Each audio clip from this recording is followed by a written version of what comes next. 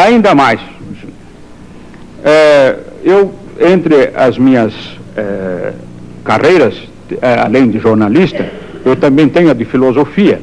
E não me consta que obras tão complexas como a de Platão, a de Aristóteles, a de Santo Agostinho, a de Santo Tomás de Aquino, a de Descartes, a de Kant, a de Hegel, a de Nietzsche e a de outros filósofos e outros pensadores tenham sido psicografadas. Não seria por causa da dificuldade de psicografar essas obras? Hegel é quase impossível qualquer trabalho de psicografia. Bem, eu devo voltar um pouco ao nosso pensamento inicial para dizer ao senhor que desde 1931 a presença de Emmanuel em minha vida tem sido a presença de um professor. Ele tem corrigido minhas expressões, ele tem procurado melhorar o meu vocabulário, melhorar as minhas atitudes do ponto de vista verbal. E como o livro estava na frente da presença apagada que eu possa trazer, ele sempre teve muito cuidado em podar tanto quanto possível as minhas impropriedades, que eu sei que são muito grandes. De modo que eu posso declarar de público ao senhor que qualquer estrutura fraseológica mais feliz de que eu possa ser portador, isso se deve à influência de Emmanuel, a presença dele junto de mim, compreendendo a responsabilidade de um programa como este. Quanto aos escritores da antiguidade e aos escritores dos tempos modernos, com todo respeito ao senhor, eu me permitiria perguntar se eles também não seriam médiums. Não cabe a mim responder.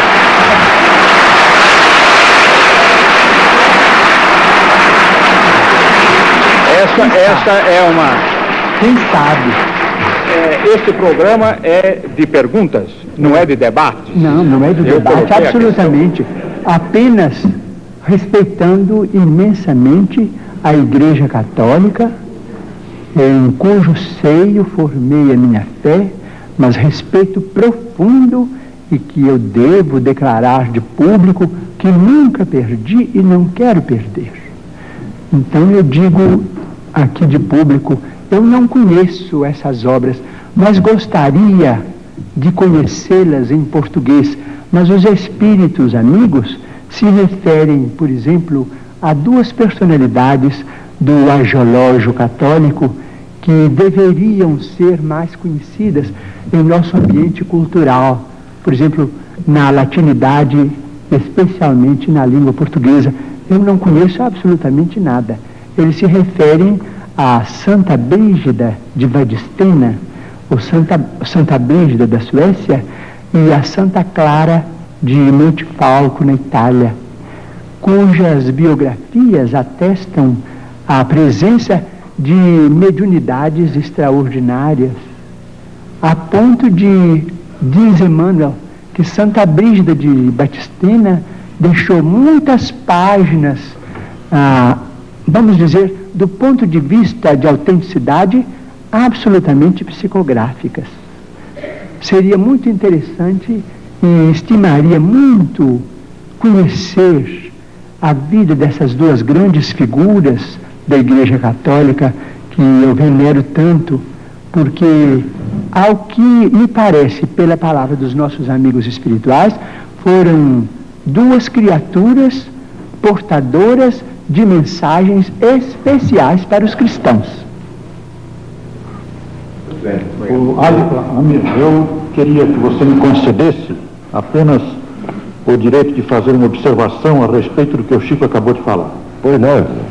Eu queria lembrar a existência no meio católico também de psicografia, do fenômeno psicográfico. As edições paulinas aqui de São Paulo, há questão de uns 5 anos, mais ou menos, publicaram um livro muito curioso, chama-se O Manuscrito do Purgatório. É um livro recebido na Espanha, num convento da Espanha, por uma freira. E ela recebeu o livro através do espírito de outra freira que havia morrido no próprio convento. Um trabalho, evidentemente, de psicografia católica. Esse livro foi traduzido para o português pelo padre Júlio Maria, tão conhecido principalmente pela sua atuação na revista Ave Maria, e saiu publicado aqui em São Paulo com todas as autorizações eclesiásticas, tendo vindo também da Espanha com essas autorizações. Mas acrescento o seguinte: as próprias edições paulinas anunciaram que outros livros da mesma natureza seriam publicados por ela. Entretanto, não foram, mas existe, portanto, bastaria este livro, O Manuscrito do Purgatório, que foi publicado, para provar que existe uma psicografia católica. Muito bem. Pois não? O espírito de Emmanuel... É difícil de colocar em situação difícil diante do seu guia. Não tem problema. Ele pede para mencionarmos, diante do nosso caro escritor e entrevistador, que levantou o problema com tanta distinção e com tanto carinho, que nós não podemos esquecer um problema muito importante em nossa vida cristã, é que o livro é mesmo um instrumento de cultura extraordinário e que é, vamos dizer, um instrumento que está entre este mundo e o outro mundo. É tão importante que o primeiro livro que veio para a humanidade, vamos dizer, é um livro do mundo espiritual, um livro de pedra, que foi os 10 Mandamentos. Psicografia de Moisés.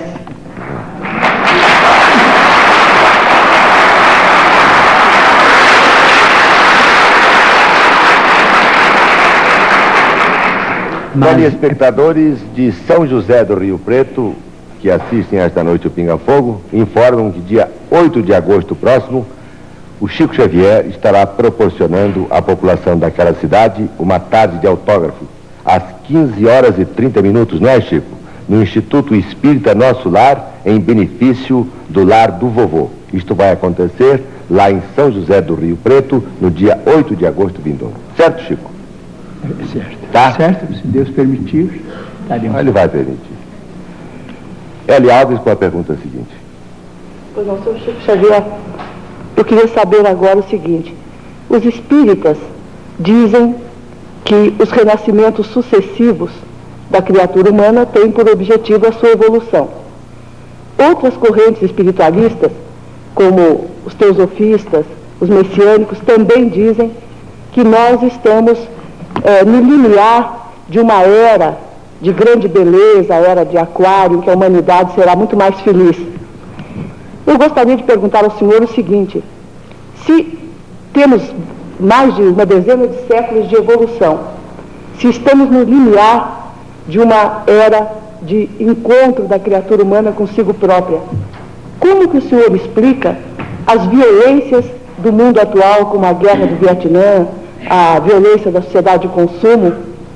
Isso, a nosso ver, não representa grande evolução da humanidade. Violência do mercado de consumo? A sociedade de consumo. Ah, sim.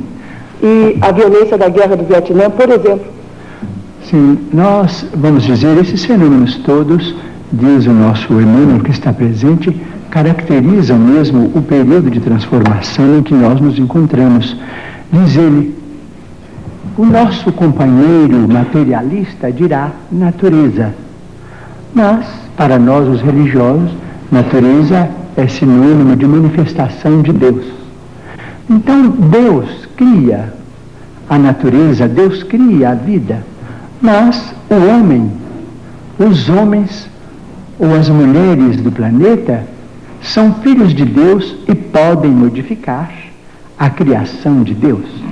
Nós nos encontramos no limiar de uma era extraordinária, se nos mostrarmos capacitados coletivamente a recebê-la com a dignidade devida.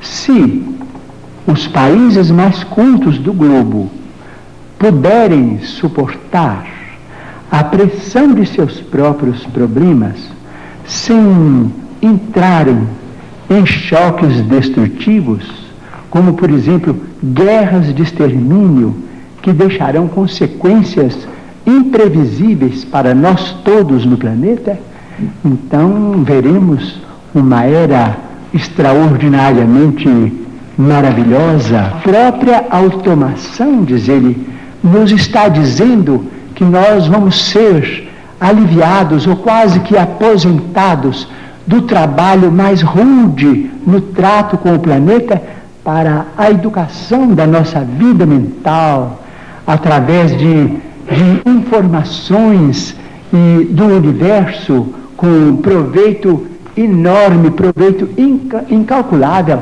para benefício da humanidade. Mas isso terá um preço, terá o preço da paz. Se nós pudermos nos suportarmos uns aos outros, quando não nos pudermos amar uns aos outros, segundo os preceitos de Jesus, até que essa era prevaleça, provavelmente no próximo milênio. Não sabemos se no princípio, se no meados ou se no fim. O terceiro milênio nos promete maravilhas, mas se o homem, filho e herdeiro de Deus, também se mostrar digno dessas concessões. A Igreja Católica cada dia tem aumentado mais sua atuação no sentido de que haja mais justiça social no mundo, melhor distribuição de renda. Aqui mesmo no Brasil, a participação da Igreja na área social tem sido muito grande, o que, aliás, tem lhe causado até alguns problemas. O que o Espiritismo no Brasil tem feito nesse sentido? Ou, por acaso, prega o conformismo na vida material?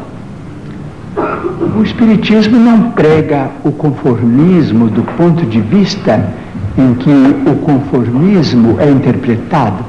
O Espiritismo nos pede paciência para esperar os processos da evolução e as realizações dos homens dignos que presidem os governos, cooperando de nossa parte tanto quanto possível para que as leis desses mesmos governos sejam executadas, de modo que, se estamos subordinados ao critério de nosso Senhor Jesus Cristo, que estabelece aquele princípio de a Deus o que é de Deus e a César o que é de César, isto é, aquilo que pertence ao mundo superior da nossa mente, as realizações com Deus, que constitui o progresso e o aprimoramento de nossa alma, e aquilo que nós devemos aos poderes constituídos no mundo, que nos orientam e que administram os nossos interesses, então o Espiritismo não se sente, vamos dizer, o Espiritismo evangélico não se sente absolutamente inclinado a qualquer participação no partidarismo de ordem política para solucionar os problemas da vida material, conquanto reconheça que todos devemos trabalhar. O Espiritismo nos ensina que se existe fome, não é por culpa da terra, assim como se o rio não tem culpa quando passamos por cima dele numa ponte cometendo um delito contra a higiene.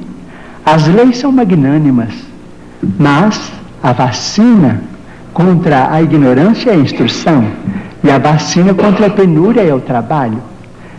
Em vez de, vamos dizer, de pedir melhoria de rendas, vamos pensar assim, conquanto todos precisemos do dinheiro, todos necessitamos do dinheiro como sangue de nossas realizações materiais e seiva da nossa civilização. Nós todos precisamos do dinheiro, seja ele apresentado de que forma for, em qualquer regime, porque o dinheiro é um documento daqueles que nos governam e que nos credenciam para o serviço aquisitivo onde estejamos.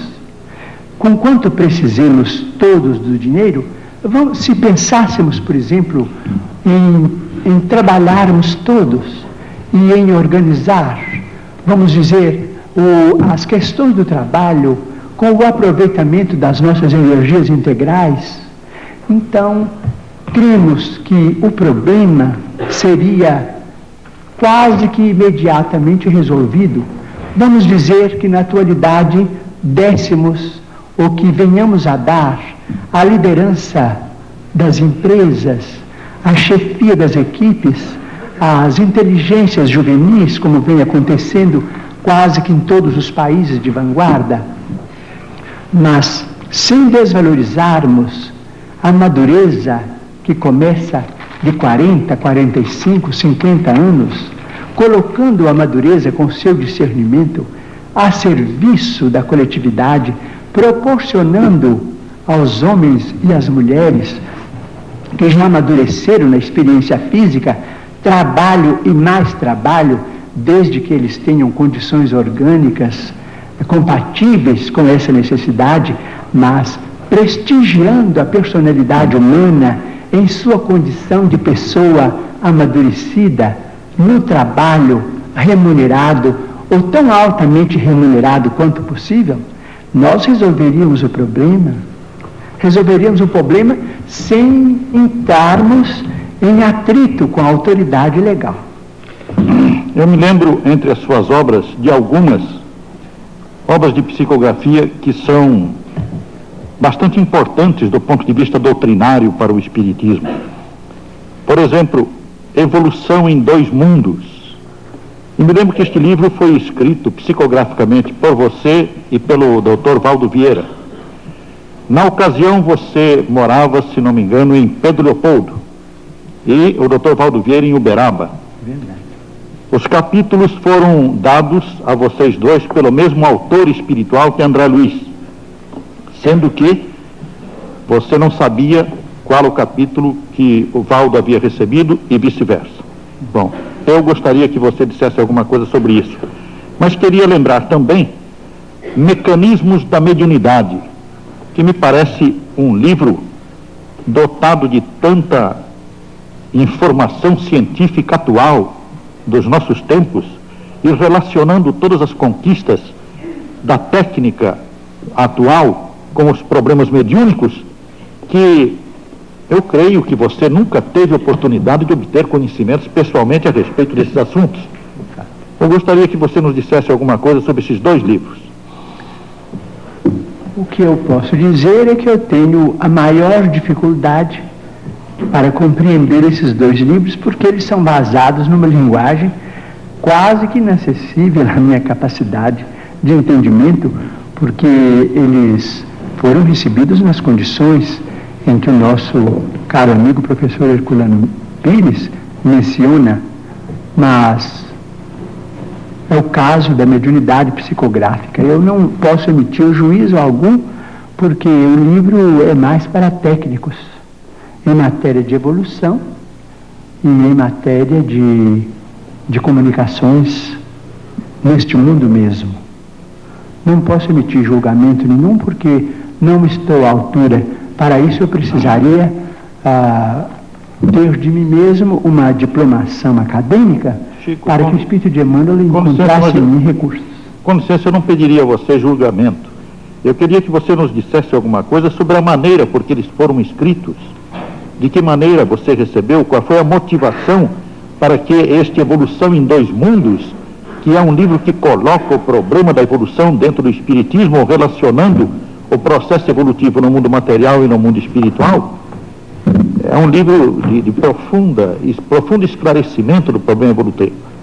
E Mecanismos da Mediunidade, porque é um livro que traz um acréscimo enorme aos nossos conhecimentos possíveis no campo mediúnico. Eu gostaria que você dissesse quais foram as motivações, qual foi o seu trabalho nesse campo, o que você sentia quando escrevia, coisas assim. Eu sentia, naturalmente, um grande prazer em ser instrumento daquelas páginas, conquanto eu não as entendesse muito bem, remetia diretamente pelo correio ao companheiro que partilhava comigo da mesma experiência, em 2 dias convencionados da semana. Então ele também me mandava para Pedro Leopoldo, eu lia o que ele havia recebido, ele lia o que eu havia recebido, e o livro continuou até o fim. Mas a esse respeito eu peço licença para lembrar um caso interessante. Em 1931, quando eu ia fazer 21 anos, o espírito de Augusto dos Anjos sentia muita dificuldade em escrever por meu intermédio. Nesse tempo eu trabalhava no armazém, e esse armazém me dava também serviço para cuidar de uma horta muito grande, com plantações de alho, porque o alho na região em que eu nasci é um fator econômico de muita importância. Então, depois das 6 da tarde, para mim era um prazer ir fazer a rega dos canteiros de alho, e os espíritos começavam a conversar comigo. Eu achava muito prazer naquelas horas, porque eu me isolava de todo o serviço do armazém para ficar plenamente à disposição dos espíritos amigos.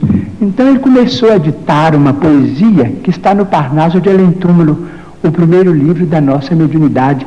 Essa poesia se chama Vozes de uma Sombra. E ele começou a falar com aquelas palavras maravilhosas, muito técnicas. Eu, com o regador na mão, me custava compreender. E ele falava e falava que gostava de escrever no campo, e que aquela era uma hora em que ele queria ditar, para que eu ouvisse, para mim poder compreender na hora de escrever, porque muitas vezes escrevo também como médium ouvinte. Então eu senti aquela dificuldade. Então ele falou assim comigo: olha, você quer saber de uma coisa? Eu vou escrever o que eu puder, mas a sua cabeça não aguenta mesmo. A poesia está no livro, mas só o que ele pôde. Mas era muito mais, era uma beleza. Ele falava de fótons, de coisas, de mundos, galáxias. Quem era eu para entender aquilo que estava voando canteiro de alho? Chico Xavier, antes de encerrar o programa, eu vou formular ainda, para não desapontá-los de todo, algumas perguntas de telespectadores. Poucas, porque nós estamos praticamente com o nosso tempo esgotado. E eu, antes que esse tempo se esgote totalmente, quero formular a você um pedido e não uma pergunta. Mas antes, um telespectador. Pois não, professor? Permite, antes da sequência dos telespectadores, o Luiz Lopes, que é o nosso companheiro da TV Globo, nos honra com a sua presença. Muito obrigado.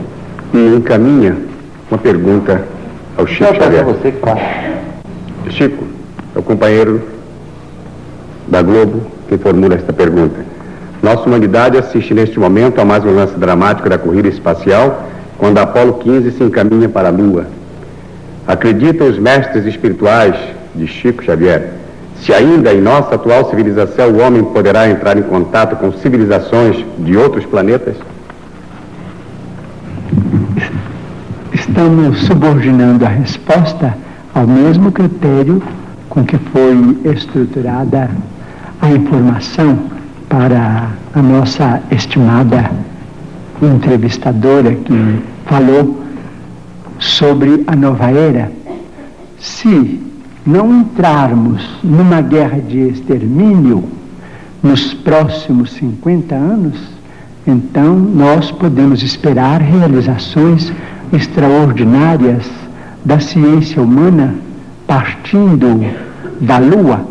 Então diz o nosso Emmanuel, que está presente, que quando Cristóvão Colombo perambulava pelas cortes europeias pedindo socorro para descobrir um caminho mais fácil para as Índias, muita gente considerou o programa dele como absolutamente inútil para a humanidade, que aquilo era uma despesa absolutamente inócua e que iria pesar demasiadamente no orçamento de qualquer povo, até que ele conseguisse o apoio de Fernando e Isabel, então soberanos de Castela.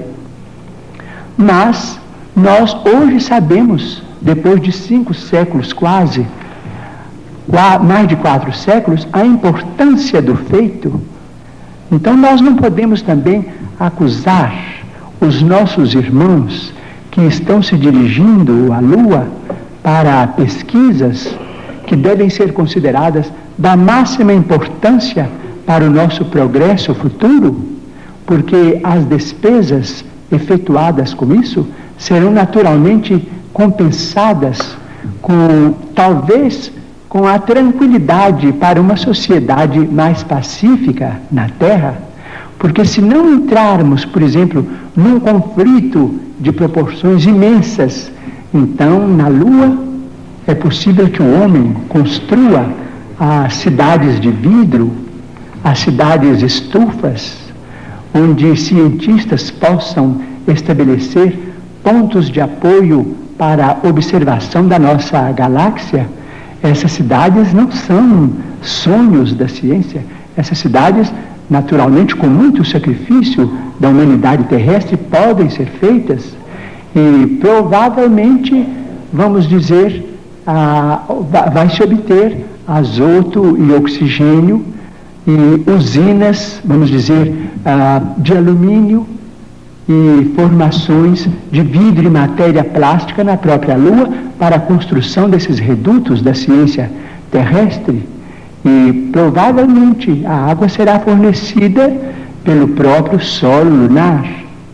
Então teremos, quem sabe, a possibilidade de entrar em contato com outras comunidades da nossa galáxia.